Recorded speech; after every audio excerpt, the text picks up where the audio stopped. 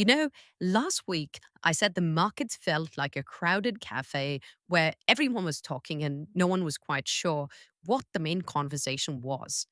This week, however, the markets behaved like they've already seen the ending to the whole script. Bitcoin celebrated early, bonds rehearsed their reactions, and everyone else quietly pretended the Fed meeting is just a formality. It isn't. We've got Bitcoin suddenly behaving like it's the teacher's pet because Vanguard finally let it into the classroom. We've got Federal Reserve that markets are 90% sure will cut, even as the Fed itself sounds less sure. Japan, which has been in the background music for years, is now reaching for the volume. Oil is sulking near the bottom of its range like last week.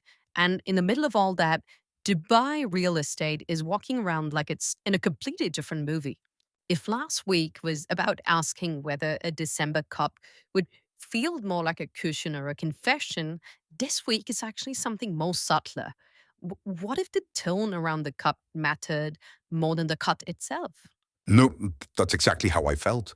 The market walked in this week like it already knew the ending, the spoilers, right? The funny part is that it's behaving with the confidence of someone who read a summary, not the book. And you and I both know that summaries tend to leave out the uncomfortable bits.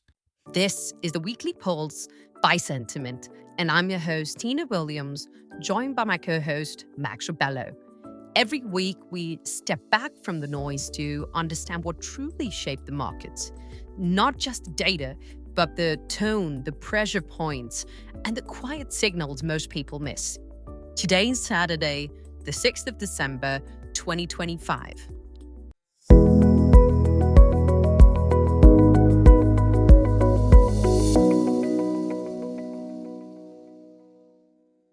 Okay, so I'm going to start this week with a question we actually left hanging last week.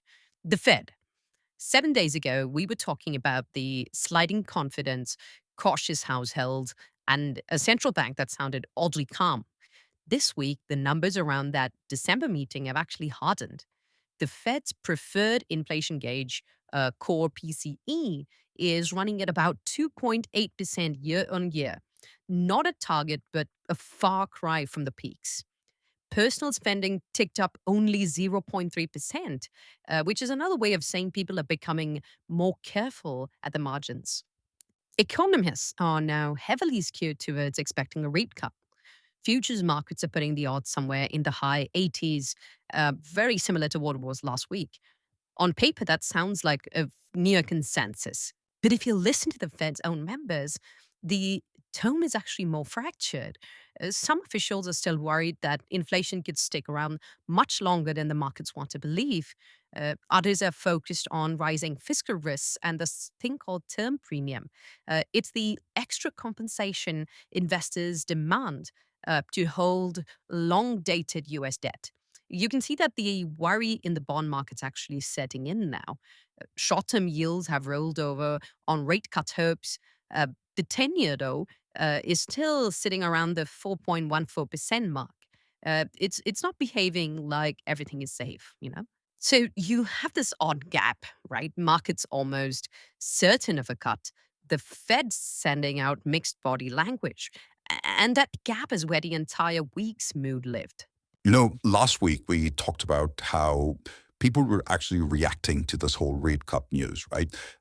I was giving this analogy of how households reacted to it like the weather outside the window, and the Fed was reacting to the weather forecast. What changed this week is the forecast got printed on a very big screen with that 80 something percent probability that you mentioned, Tina. And everyone started believing as if the story is already written.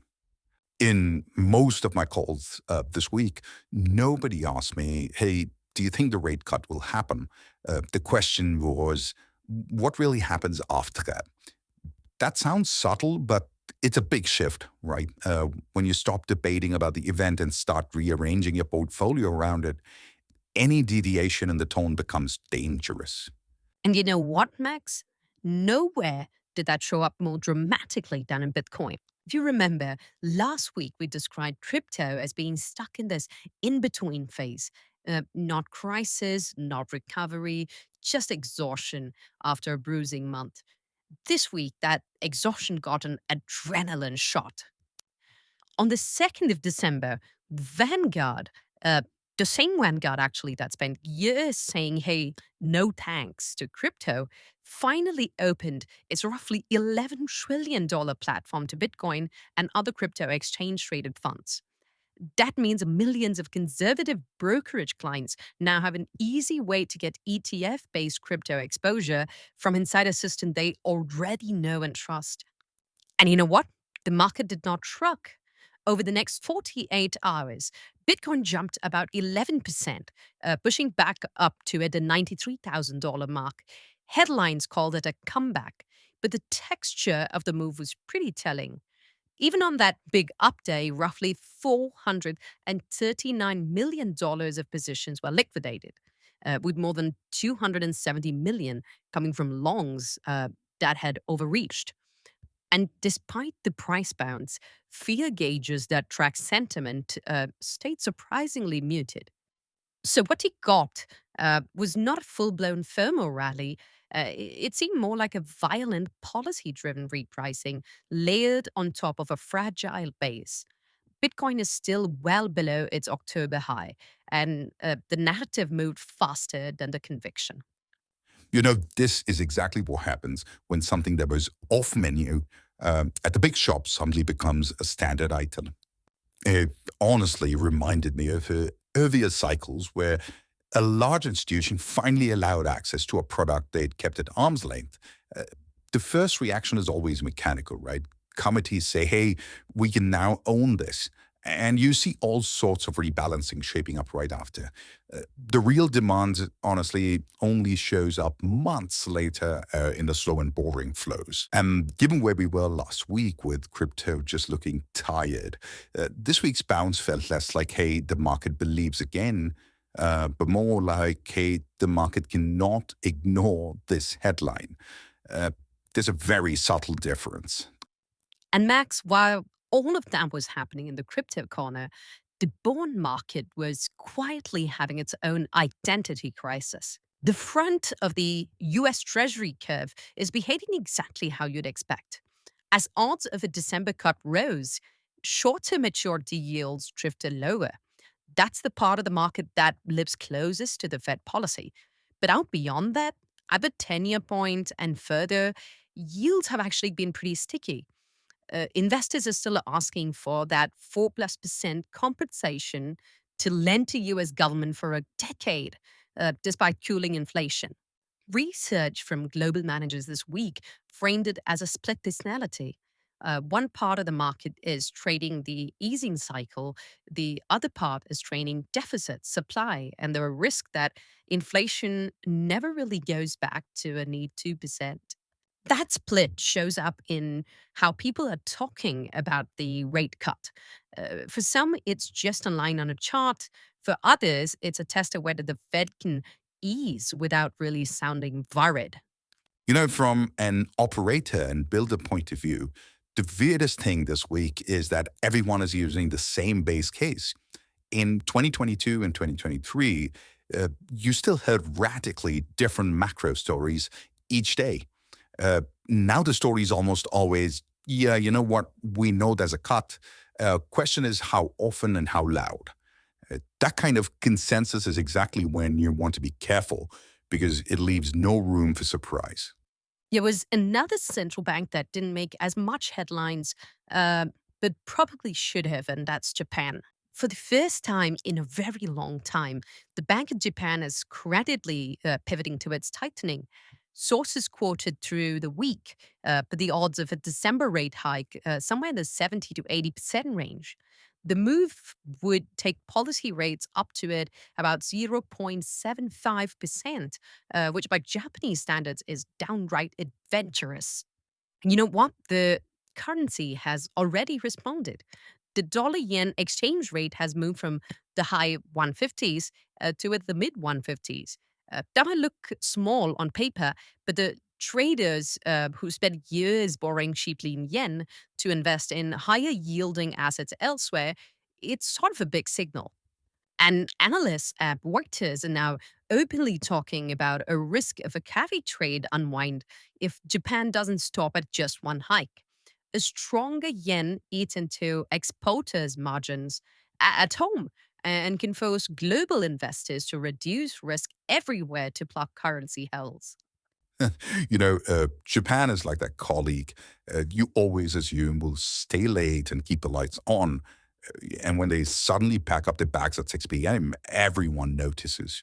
I remember previous phases when a move in the yen forced people to reduce positions in things that had nothing to do with Japan on the surface. You think you own a nice, clean US equity portfolio until you realize a part of it is indirectly funded by cheap yen. That's the kind of hidden leverage a change like this can really uncover. But Tina, what's the mood like with our trusty metals this week? Both the trusty metals, gold and silver, have been trusty enough the whole week. Last week, we said gold's move was about protection, not optimism. That theme honestly did not fade, it matured. Uh, Gold spent this week holding near $4,200 an ounce.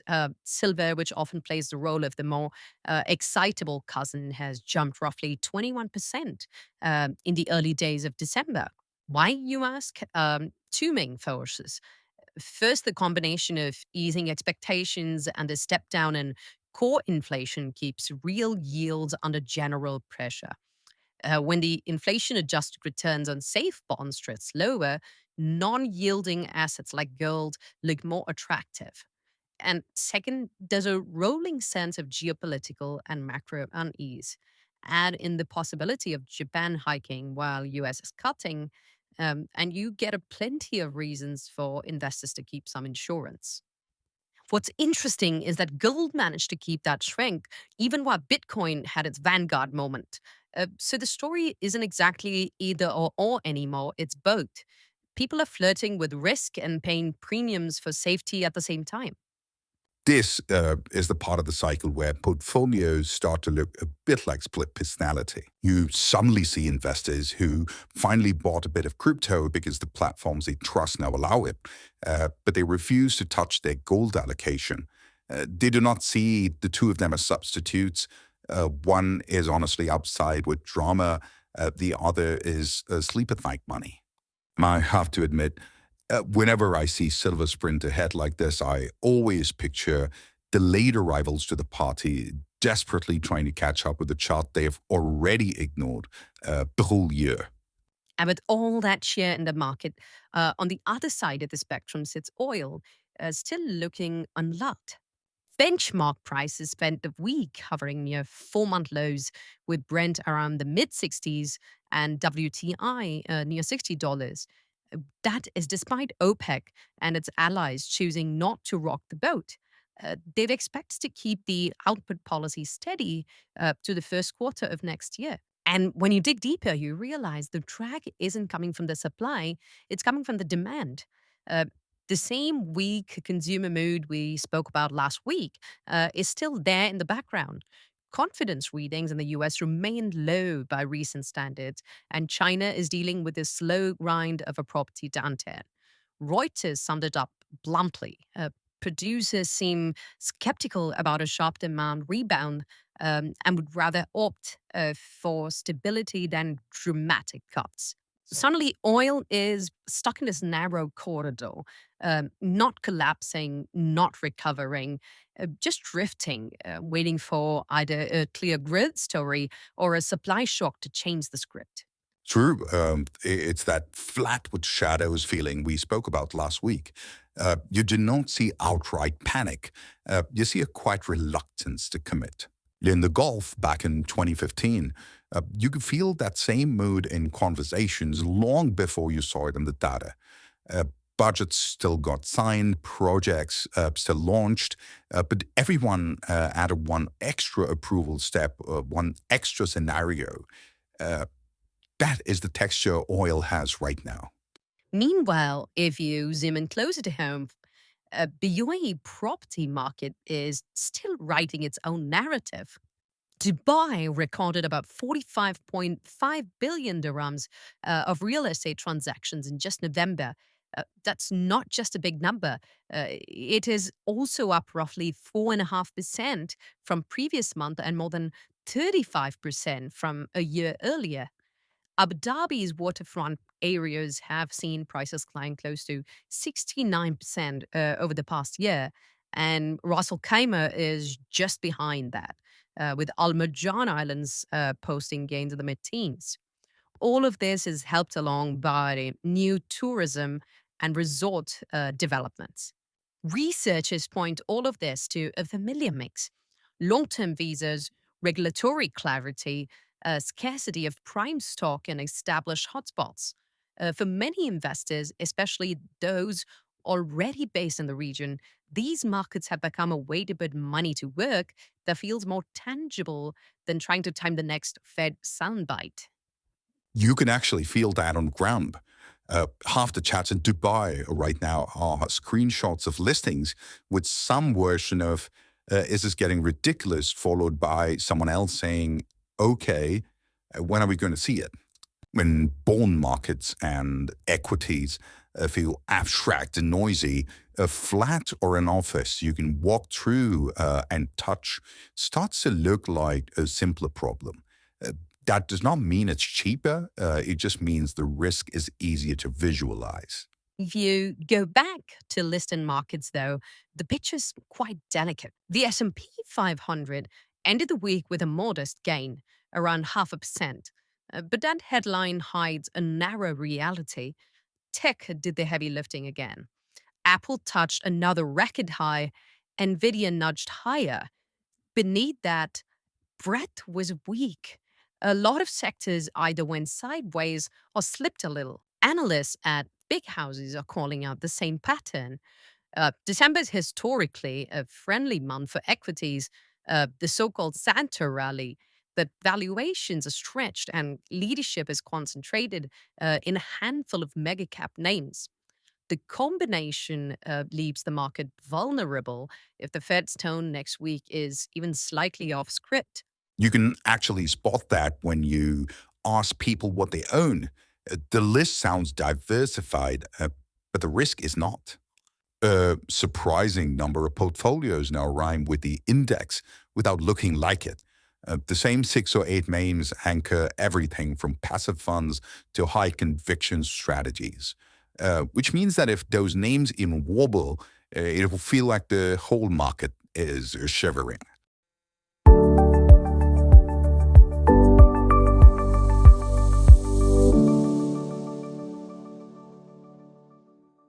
Hey there, Kaustav here from Paise.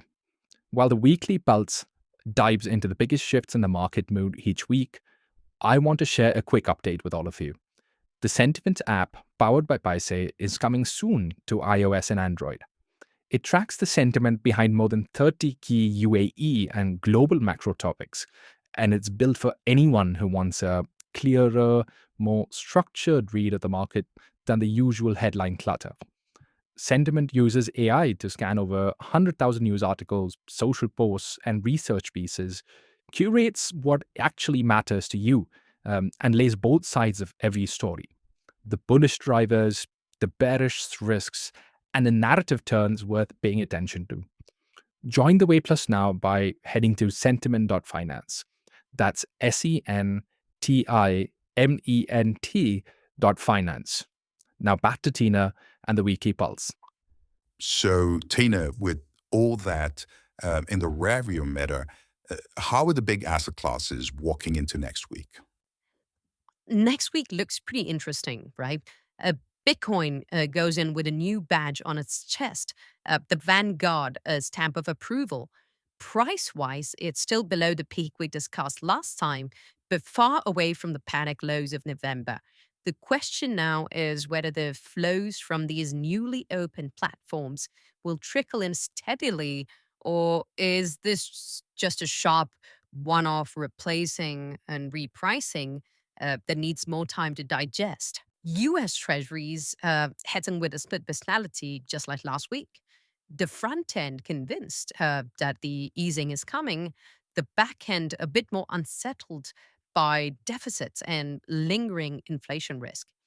Any phrase from Powell that sounds like this might be it for a while will matter far more for that long end than the cut itself.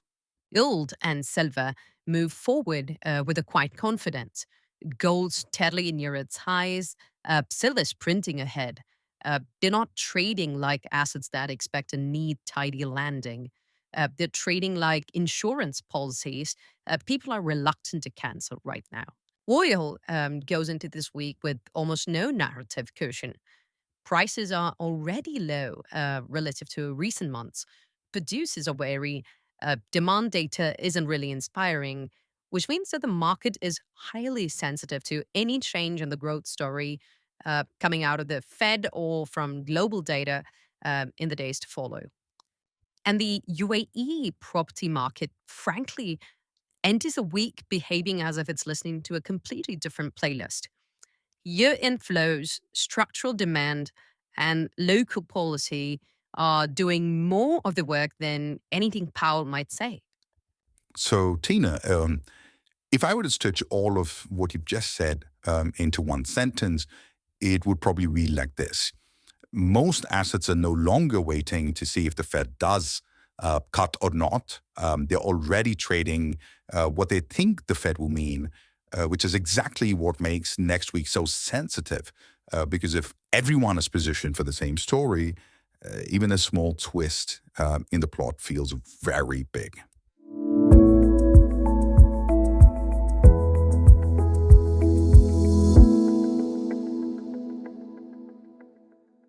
And that brings us to the anchor theme for this week.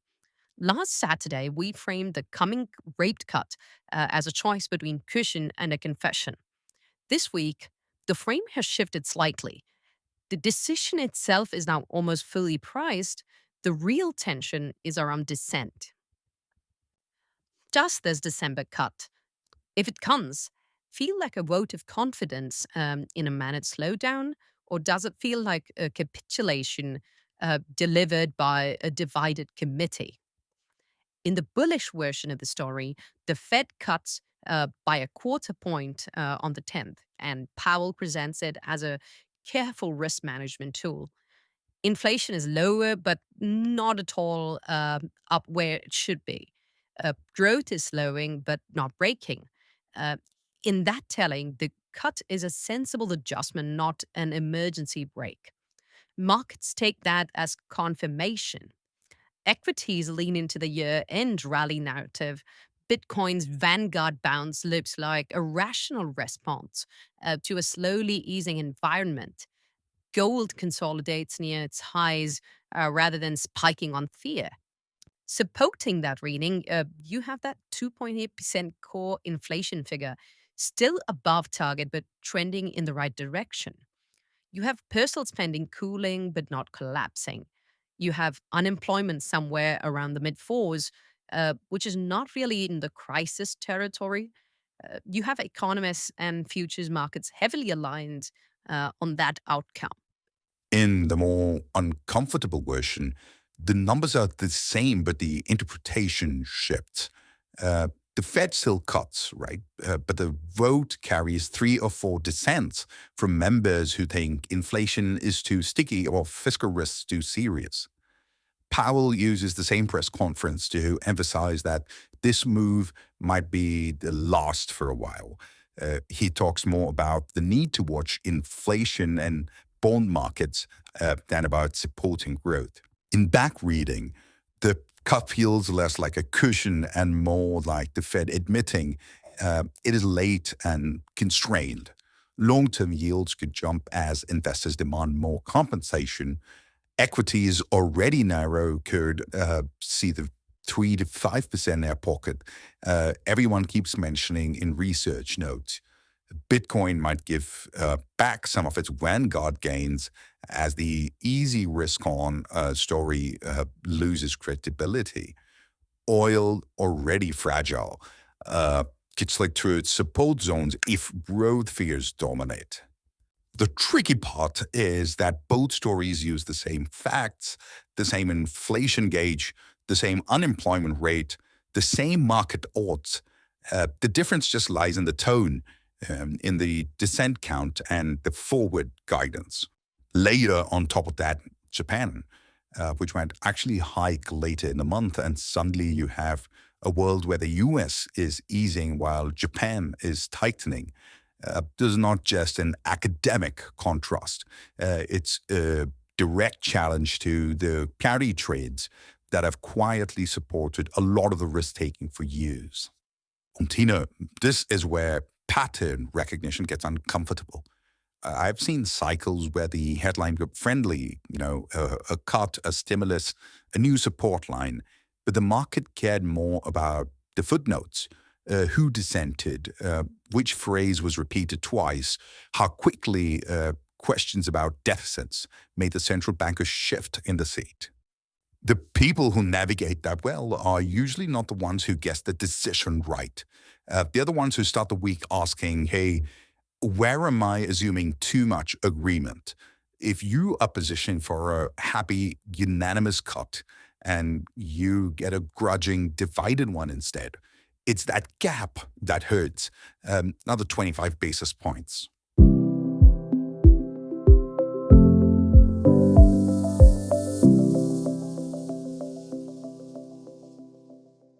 Before we close this episode, I want to bring in one small detail from this week that quietly sharpens this whole debate.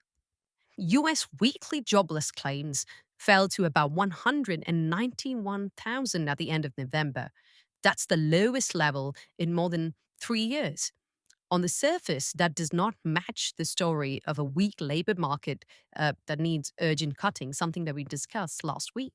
At the same time, continuing claims the number of people who remain on benefits have been running higher, which suggests that once people lose jobs, it is taking much longer to find the next one. So you get this strange split picture. Not many new layoffs, but more difficulty re entering once you're out. The Fed, that's not really a tidy signal. For the narrative, it's even more awkward. Doves can point to the persistence in ongoing claims, while the hawks can point to those low new claims. Both can honestly argue that they're right. Which pretty much summarizes the theme of the whole week, right? Two people staring at the same chart, the same information, and saying different stories. Exactly. And if I had to summarize the emotional tone of the last few weeks, I would say this: the market moved from confusion to conviction, but it did so by agreeing on a story that hasn't actually been tested yet. Bitcoin stopped looking exhausted and started looking more energized, but mostly because a giant gate finally opened. Bonds signaled belief in easing on one side and worry about deficits on the other. Gold and silver quietly told you that people still did not fully trust the larger macro mix. Oil drifted lower in a way that felt more like resignation than panic. And in places like Dubai and Abu Dhabi, real estate simply kept doing its own thing, underscoring what not every asset takes its cues from Washington. Heading into next week, people are not just waiting for a rate cut decision, they're waiting for the tone, for dissent, for hints of how long this easing window might stay open. The decision will matter, yes, but the mood around it will actually matter a lot more. Now, wishing you a calm weekend and a clear minded week ahead, one where the signals feel a lot easier to read than the noise around them. See you next Saturday.